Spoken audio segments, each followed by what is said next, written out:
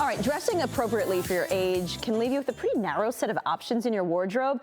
So how do you want to dress, right? Stylist and author Heather Neuberger is here now. I love this topic. I always love your topics, but I love this one because we've got Mother Day coming up. You know, I feel like daughters and moms always have this conversation of like, Mom, you're gonna wear that? So let's talk a little bit more about, why are we talking about this now? So I think it's important to talk about age appropriateness, especially when it comes to Mother's Day, because specifically moms are the ones who really get the short end of the stick. I feel like there's this idea that once you have a baby, you have to be sort of entirely desexualized. You can't engage with fashion. You can't have fun with all the patterns and the styles and the cuts that you used to.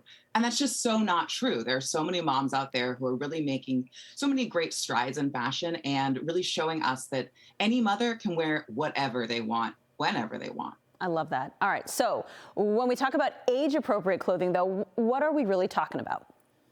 So age appropriateness is something that's sort of been in our society for a long time because we really struggle to sort of create a construct of what it means to dress for certain occasions and certain times in our lives. But actually what the term does is really limit us in terms of the idea of what we actually want to wear and what really feels good in our bodies. So let's say you're an older woman and one of the ideas is that you must wear a skirt that has to go below your knee because anything shorter than that is just inappropriate for you. And I'm here to say, that's BS. It is not, it has nothing to do with that. It has everything to do with your own personal style and not necessarily putting yourself into a box. I love that. So if that's comfortable to you, great. But if not, if you wanted to wear something else, do it, do it, do it. I have to ask a little, let's dive into that. Why do you say that that's the case? Like, why can anyone wear whatever they want?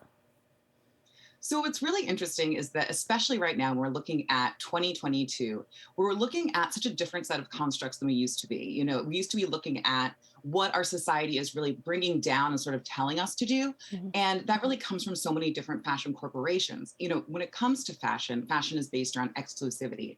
And companies aren't really trying to make garments that you want. They're trying to make you want their garments.